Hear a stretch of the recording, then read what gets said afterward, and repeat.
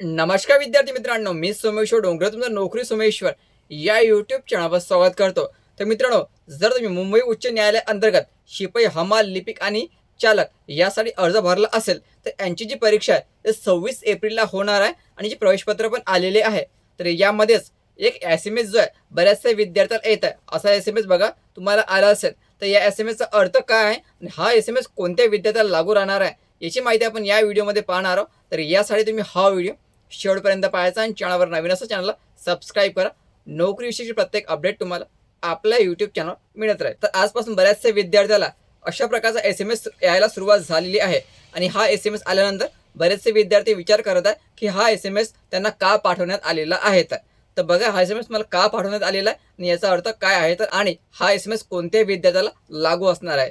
बघा मित्रांनो, kindly visit the Bombay high court website and complete the direction given in the notice dated 20 April 2026. या ठिकाणी एवढं म्हटलेलं आहे की बा तुम्ही बॉम्बे हायकोर्टच्या वेबसाईटला भेट द्या आणि त्या ठिकाणी नोटीस टाकलेली आहे, तर नोटीस वाचा. ठीक आहे, असंच या ठिकाणी एवढं म्हटलेलं आहे. आता हे नोटीस बघून घेऊ कशा प्रकारची आहे, तर याचा अर्थ काय आहे. तर बघा मित्रांनो, बॉम्बे हायकोर्टच्या वेबसाईटवर आपण आलेलो आहोत. तर हे नोटीस आहे फक्त प्यून, हमाल आणि फराश या पोस्ट. लक्षात ठेवायचं, प्यून, हमाल, फराश यांच्यासाठीच हे नोटीस जाहीर केलेली आहे. लिपिक आणि चालकसाठी हे नोटीस नसणार आहे. लिपिकमध्ये पण काही दिलेलं नाही आहे, तुम्ही चेक करू शकता. लिपिकसाठी कुठल्याही प्रकारची नोटीस आलेली नाही आहे आणि चालकसाठी पण कुठल्याही प्रकारची नोटीस आलेली नाही आहे. ठीक आहे, या ठिकाणी नोटीस काही दाखवत नाही आहे, म्हणजे फक्त हे जी नोटीस आलेली आहे प्यून आणि हमाल या पोस्टसाठी आलेली आहे. तर हे नोटीस बघा, notice regarding revise examination centre. लक्षात ठेवायचं, तुमचे एक्झामिनेशन सेंटर रिवाइज केलेले आहे, म्हणजे चेंज केलेले आहे. ते चेंज कोणत्या जिल्ह्याचे केलेले आहे लक्षात ठेवायचं, कोल्हापूर आणि पालघर, ठाणे. लक्षात ठेवायचं, कोल्हापूर आणि पालघर, ठाणे याचे एक्झाम सेंटर बदललेले आहे. ते नोटीस बघा कशा प्रकारची आहे. तर आपण या ठिकाणी क्लिक केल्यावर हे नोटीस तुम्हाला पाहायला मिळणार आहे. त्या नोटीसचा आपण मराठी अर्थ तुम्हाला मी सांगणार, मराठीत काय म्हटलेलं आहे. तर दिनांक 21 एप्रिल 2026 रोजी प्रसिद्ध झालेल्या शिपाई, हमाल, फराश पदाच्या स्क्रीनिंग परीक्षेसाठी परीक्षा केंद्राची यादी संदर्भात कळवण्यात येते की कोल्हापूर व ठाणे जिल्ह्याच्या परीक्षा केंद्राच्या यादीमध्ये अनवधानाने त्रुटी चूक झाली आहे. म्हणजे लक्षात ठेवायचं, कोल्हापूर, ठाणे, पालघर यांच्या परीक्षा केंद्रामध्ये चूक झालेली आहे. लक्षात ठेवायचं, जर तुम्ही या जिल्ह्याअंतर्गत रहिवासी असाल, तुम्हाला हे एक्झाम सेंटर मिळालेले असेल, तर यामध्ये चूक झालेली असं यांचं म्हणणं आहे. त्या अनुषंगाने कोल्हापूर, ठाणे जिल्ह्यासाठी सुधारित परीक्षा केंद्राची यादी उच्च न्यायालयाच्या अधिकृत संकेतस्थळावर प्रसिद्ध करण्यात आलेली आहे. संबंधित उमेदवारांनी सुधारित यादीतून आपले परीक्षा केंद्र तपासून काळजीपूर्वक नोंद घ्यावी आणि हे महत्वाचं आहे. तसेच इतर जिल्ह्याच्या परीक्षा केंद्राच्या यादीमध्ये कोणताही बदल नाही. तर लक्षात ठेवा मित्रांनो, जर तुम्ही ठाणे, कोल्हापूर किंवा पालघर या जिल्ह्या अंतर्गत रहिवासी असेल, तुम्हाला या ठिकाणचं सेंटर मिळालेलं असेल, तर याचं आता नवीन सेंटर जाहीर केलेलं आहे आणि त्याची यादी पण या ठिकाणी जाहीर केलेली आहे. तर या ठिकाणी बघा, पालघर आणि ठाणे आणि कोल्हापूर. तर तुम्ही पालघर, ठाणे जिल्ह्यातले रहिवासी असाल तर वरची PDF डाउनलोड करायची. जर तुम्ही कोल्हापूर जिल्ह्यातले रहिवासी असाल तर खालची PDF डाउनलोड करायची. आपण या ठिकाणी एक कुठलेही बघू, तर कोल्हापूर बघून घेऊ.